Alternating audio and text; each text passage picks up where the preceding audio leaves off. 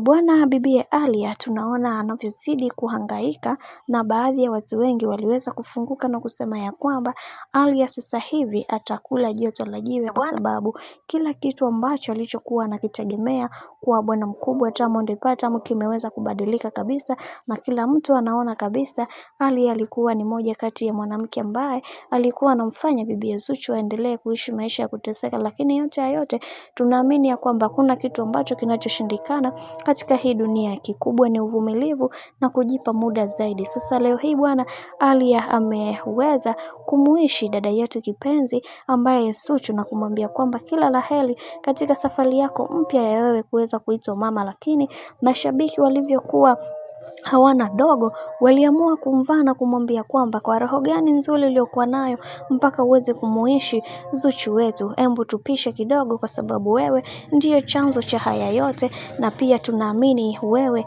utakuwa umetumwa sio bure. Sasa kutokana na haya ambayo yanayoendelea kwa kipindi hiki, wengi wao walisema ya kwamba kiukweli Ali ameshanyoosha mikono juu na kutambua kwamba kitu ambacho alichoweza kukifanya sio kitu kizuri. Lakini yote ya yote wanasema siku zote usimwamini mtu kwa 100%, kwa sababu hujui kuna kitu gani ambacho anachokifikiria katika maisha yake. Maana hiki kinachoendelea sasa ni zaidi ya kufulu, maana kuna vingi ambavyo vipo na kila mtu anatamani sana kuweza kulielewa hilo. Ila yote ya yote tuendelee kumwombea dada yetu kipenzi Zuchu aweze kusimama imara na kuhakikisha maisha yake yanakuwa katika misingi na mikakati iliyo bora, kwa sababu kila mtu anatamani sana kuweza kumuona bibi Zuchu akinyanyuka kwa mara nyingine na kupambana na kuhakikisha maisha yake yanakuwa katika misingi iliyo bora, kwa sababu kila mtu alikuwa anamdhihaki na kumwambia kwamba umekaa kwenye ndoa kwa muda mrefu, unatakiwa kuweza kuzaa. Na hatimaye